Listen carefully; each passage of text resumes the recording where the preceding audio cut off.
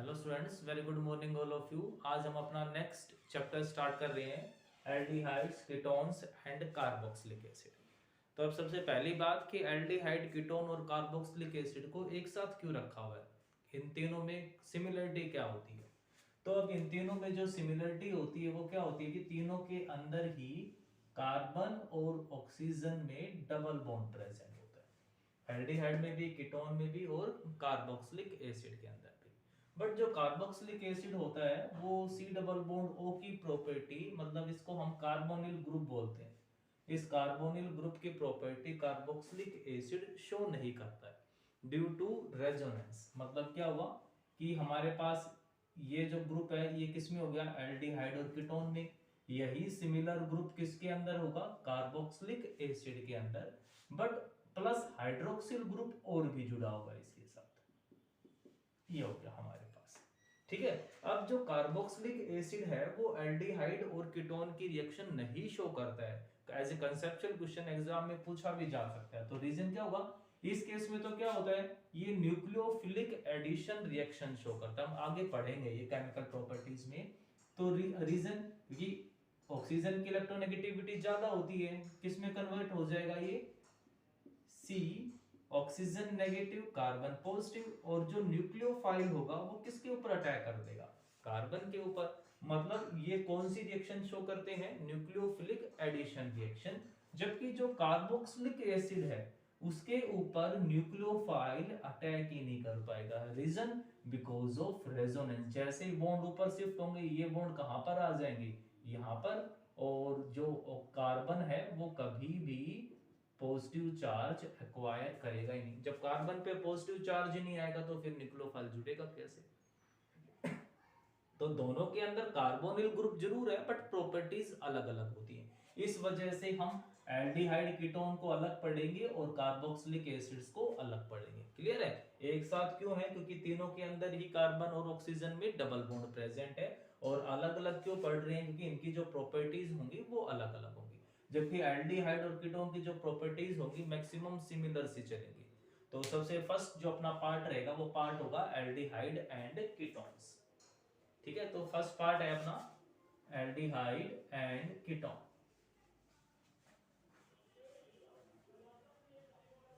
Aldehydes and ketone part first, या part A कह सकते हो, aldehydes and ketones. Exam point of view से मोस्ट इंपोर्टेंट है, 5 मार्क्स का बड़ा क्वेश्चन ऑर्गेनिक केमिस्ट्री से इसी चैप्टर में से आता है। ठीक है, तो जो 5 मार्क्स का क्वेश्चन आएगा वो स्टेटमेंट के फॉर्म में हो सकता है या फिर कन्वर्जन आ सकते हैं, कंसेप्शन कुछ भी पूछा जा सकता है। तो एक बड़ा क्वेश्चन आएगा 5 मार्क्स प्लस एक छोटा क्वेश्चन आता है 1 मार्क में। बट इस बार जो वेटेज होगी वो इंक्रीज हो जाएगी, क्योंकि जो केमिस्ट्री के कुछ चैप्टर्स हट गए, केमिस्ट्री इन एवरीडे लाइफ हट गया, पॉलीमर हट गया, तो उनके जो नंबर होंगे वो भी इन्हीं में इंक्लूड होंगे। तो जो इसकी वेटेज 6 मार्क्स की होती थी वो हो सकता है 8 और 9 मार्क्स तक चली जाए। तो मोस्ट इंपोर्टेंट चैप्टर है, बहुत ध्यान से पढ़ना है।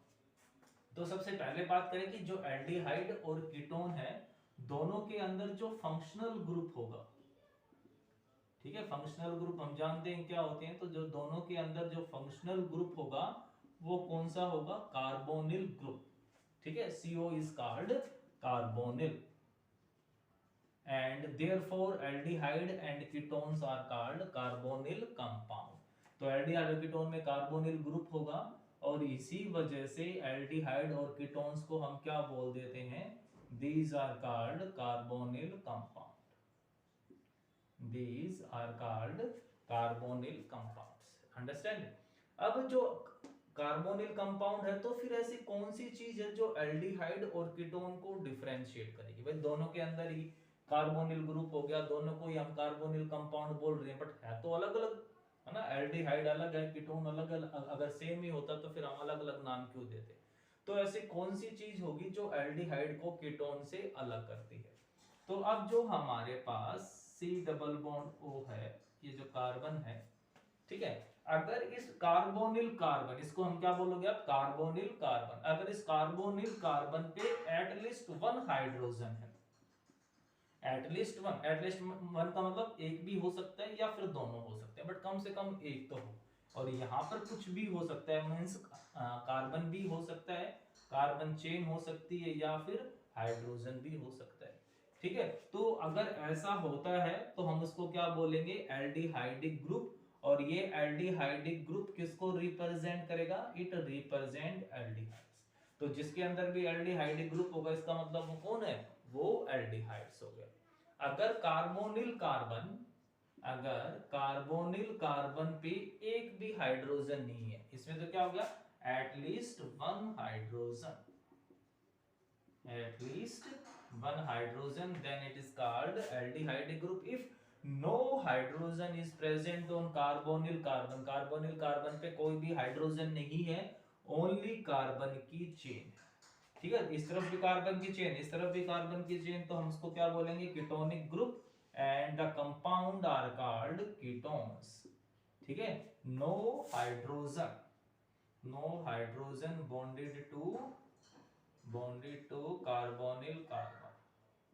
अगर कार्बोनिल कार्बन से कोई भी हाइड्रोजन नहीं जुड़ा हुआ है तो उस ग्रुप को हम क्या बोलेंगे, कीटोनिक ग्रुप बोल देंगे। और जो कंपाउंड बनेगा वो कंपाउंड क्या हो जाएगा, कीटोन्स हो जाएंगे। क्लियर है। अब उसके बाद आ जाओ इनकी नेमिंग के ऊपर। ठीक है, इंपॉर्टेंट है, एग्जाम में 2 मार्क्स की नेमिंग आती है। 1 मार्क में आपको फॉर्मूला दिया हुआ होगा, नेम लिखना होगा। सेकंड मार्क आपको नेम दिया होगा और उसका फॉर्मूला लिखना होगा, मतलब कि बिल्कुल उल्टा हो गया। ठीक है, तो सबसे पहले नोमेनक्लेचर करते हैं, एल्डिहाइड से स्टार्ट करते हैं। नोमेनक्लेचर, नोमेनक्लेचर कह सकते हो या फिर आप नेमिंग कह सकते हो। और फर्स्ट हम किसकी बात कर रहे हैं, एल्डिहाइड्स की, नेमिंग ऑफ एल्डिहाइड्स। ठीक है, अब एल्डिहाइड्स के अंदर नेमिंग है, और वो नेमिंग भी फिर दो टाइप की हो गई, common name and IUPAC name. तो फर्स्ट हम स्टार्ट कर रहे हैं common name. Exam point of view से मतलब ये हुआ कि कॉमन नेम जो है आपको डायरेक्ट एग्जाम में पूछेगा नहीं कि भाई इसका कॉमन नेम होगा, बट जो भी क्वेश्चन आपसे वो करेगा वो कॉमन नेम में ही करेगा। अगर आपको कॉमन नेम नहीं पता होगे तो मान के चलो आपके नंबर का ही हाथ से।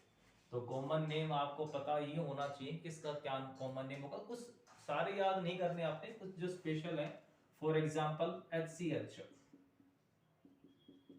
ठीक है, HCHO, तो एक कार्बन का जो कार्बोक्सिलिक एसिड होता है उसका नाम क्या होता है, फॉर्मिक एसिड। तो फॉर्मिक एसिड से ही इसके नाम को ड्राइव किया हुआ है। फॉर्मिक एसिड का आईसी एसिड हटा दिया और एल्डिहाइड कनेक्ट कर दिया, मतलब क्या बन गया ये, formaldehyde.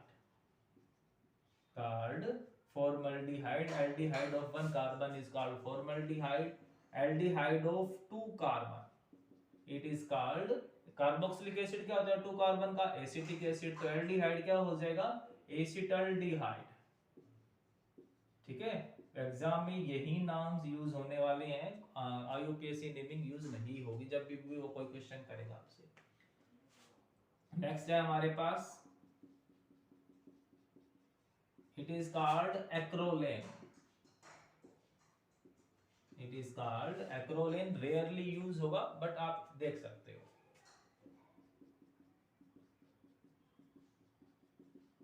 This is croton aldehyde.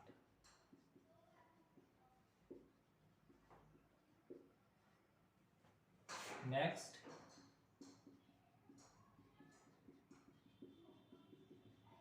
this is cinnamic aldehyde, cinnamaldehyde। ठीक है, तो सारे इसके जैसे हैं, बस यहाँ पर क्या हुआ, यहाँ पर S था, यहाँ पर CH3 आया, यहाँ पर बेंजीन रिंग आई। एक्रोलेन का क्रोटोन एल्डिहाइड एंड सिनेमल्डिहाइड। ऐसे ही और भी हमारे पास, अगर मैं बेंजीन के साथ डायरेक्ट CHO जोड़ दूं तो नाम क्या हो जाता है इसका, बेंजल्डिहाइड। तो ये कॉमन नेम भी कह सकते हो, but it is also accepted as IUPAC name. तो आईयूपीएसी नेमिंग याद आए तो भी आप इसको बेंजल्डिहाइड लिख सकते हो, कॉमन नेम जरूर है बट इसको एज ए एक्सेप्ट किया हुआ है आईयूपीएसी नेम। ठीक है, अब बात कर लेते हैं इसके आईयूपीएसी नेम की। तो कुछ एक रूल्स होते हैं कि उसमें सफिक्स का क्या नाम होगा, एज ए प्रीफिक्स क्या नेम होगी उसकी, तो वो सारी चीजें। ठीक है, तो जो हमारे पास एल्डिहाइडिक ग्रुप है उसका सफिक्स और प्रीफिक्स के अंदर उसके नेम्स क्या होंगे। IUPAC, international union of pure and applied chemistry. तो सबसे पहले ये सेकेंडरी सफिक्स की तरह यूज होगा अगर कोई दूसरा फंक्शनल ग्रुप जिसकी प्रायोरिटी इससे ज्यादा है वो एब्सेंट हो।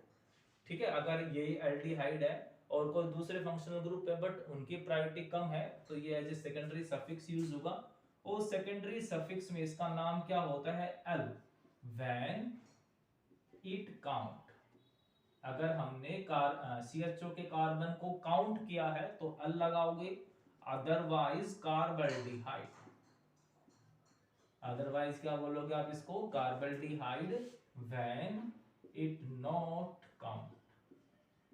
अगर हमने इसको नंबरिंग में कंसीडर नहीं किया है, ठीक है, और सेकेंडरी सफिक्स है तो कार्बल्डिहाइड सेकेंडरी सफिक्स ही है, मेन ही है ये, ऐसे प्रीफिक्स।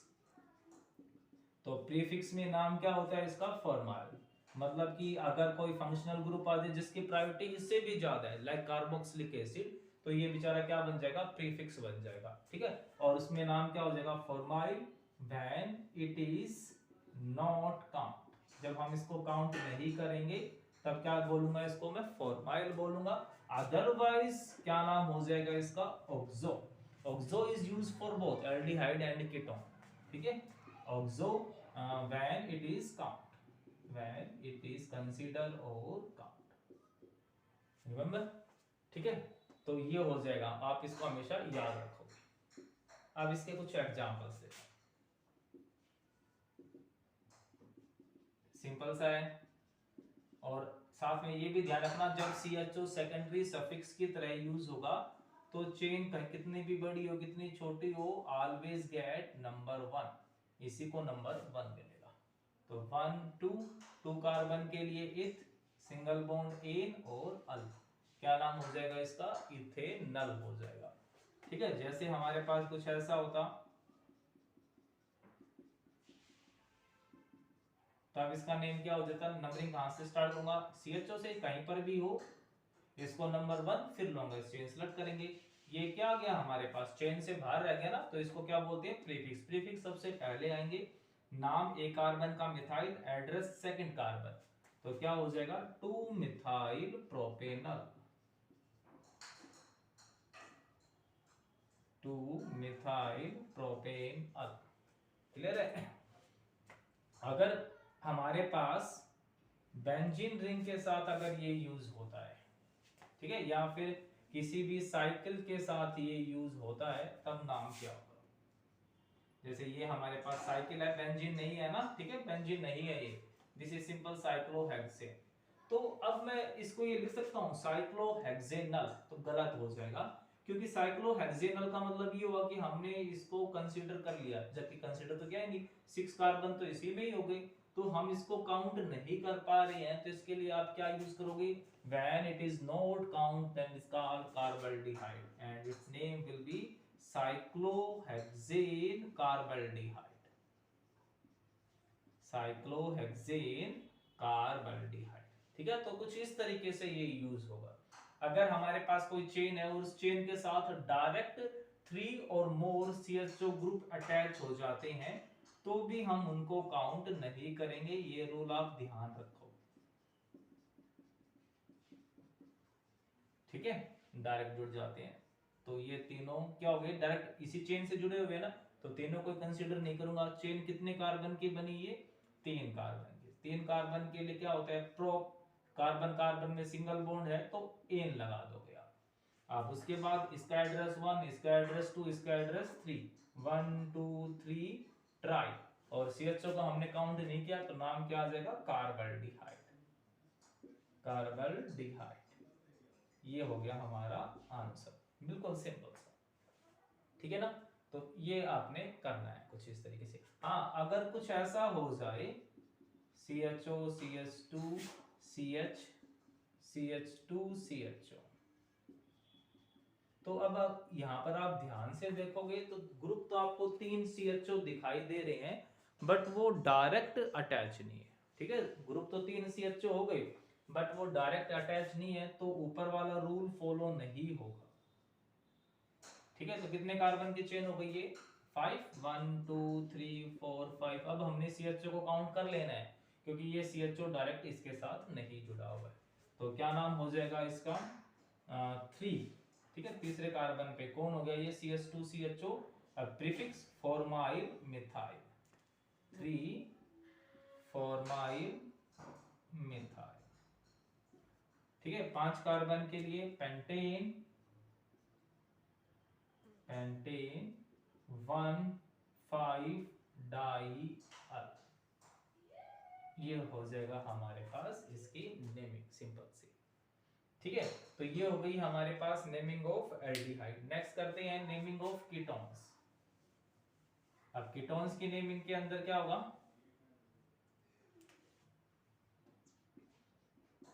सिमिलरली कीटोन के लिए भी सेकेंडरी सफिक्स, ठीक है, एंड प्रीफिक्स। और ध्यान रखना अगर कीटोन और एल्डिहाइड एक साथ आते हैं तो जो प्रायोरिटी होगी वो एल्डिहाइड की ज्यादा होगी और कीटोन ऑटोमेटिक प्रीफिक्स में कन्वर्ट हो जाएगा।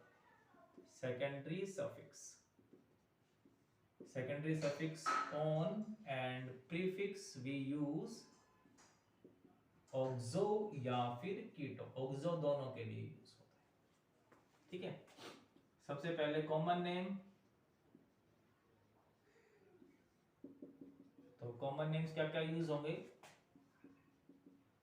CH3 C double bond O CH3, it is called acetone। Clear है, बहुत ही इंपॉर्टेंट नेम है, इसका नेम क्या हो जाएगा एसिटोफिनोन। कॉमन नेम आप ध्यान रखोगे एसिटोफिनोन।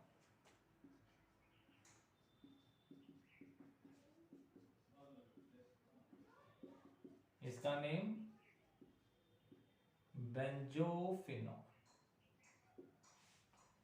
ठीक है, अगर मैं बात करूं इनके IUPAC नेमिंग की, ठीक है, IUPAC नेमिंग में क्या कहता है, सेकेंडरी सफिक्स क्या लगाना है हमने, ऑन लगाना है, कीटोन को कम से कम नंबर देने, ये सब हमें पता ही है। अगर IUPAC नेम लिखता हूं तो कितने कार्बन की चेन हो गई ये 3 कार्बन के लिए क्या लिखते हैं प्रोप।